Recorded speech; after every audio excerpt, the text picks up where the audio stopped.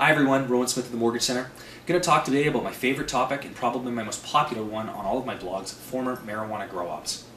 I want to talk about a specific program that's come out for these because in most of my prior posts I've described what's required when you're financing a grow-op. I'm going to do so again today and then cover a new program.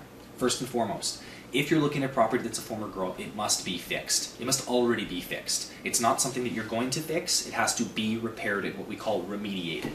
If it's not remediated, your really only choice is to either purchase the property in cash or to purchase the property through a private lender. Usually the rates are much higher in those circumstances. But let's assume that the home is fixed. Well, how do you prove that? First off, if you walk into your average bank, Scotiabank or TD or something, you're probably going to get declined right off the get-go the moment you announce that it's a former grow-up. Even if it was a former grow-up 10 years ago, if it shows up on the property condition disclosure statement or in any of the documentation that it was a former grow-up, and the seller is under an obligation to report that, then it will probably decline in most circumstances. There are some lenders that I work with that offer the same rates as all the other financial institutions who have a much more open mind about former grow-ups. They just want to make sure that they're fixed and that there's no potential problems in the future. So here's what they want to see. First off, environmental air quality testing. Costs between $1,500 and $2,000 depending on where you get it done.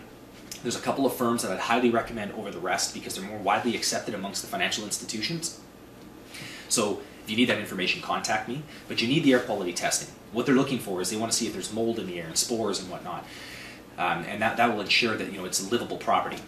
Depending on the city you're in, you may also need to get a re-occupancy permit. That's the city may have pulled the occupancy permit if it was a busted former grow-up. Not all places are on board with this system though, so please speak to me if you think that that might be an issue. If the occupancy program is not in place, then you're also going to require, third, is going to be a letter from the city that confirms that your property conforms to all municipal bylaws. That's essentially the same thing as the occupancy permit, but a lot of times in some cities they don't pull the permit, so they're not going to issue you a letter that says the permit was never pulled. What they're going to do is give you a comfort letter instead that says the property currently does not infringe on any bylaws.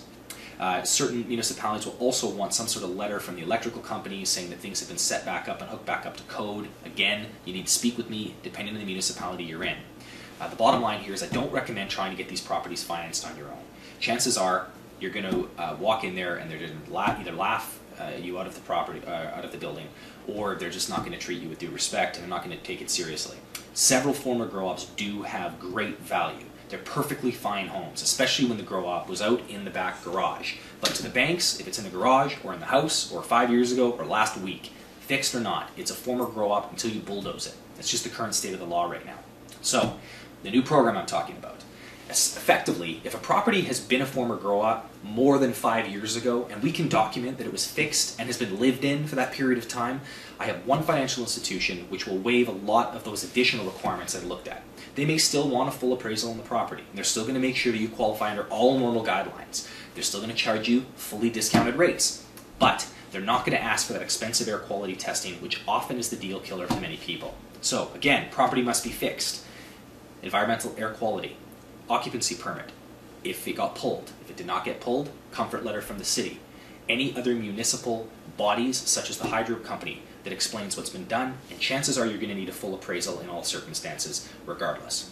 If it's been over 5 years, we can chop that list down by a big amount, make it much more simple. So, if you or someone you know is looking at a former grow-up, don't go walking into your bank alone. Please call me. I can at least offer you solutions and suggestions on how to get this approved. There is no fee for my service, so please call me. I'll help you out. It's Roland Smith from the Mortgage Center.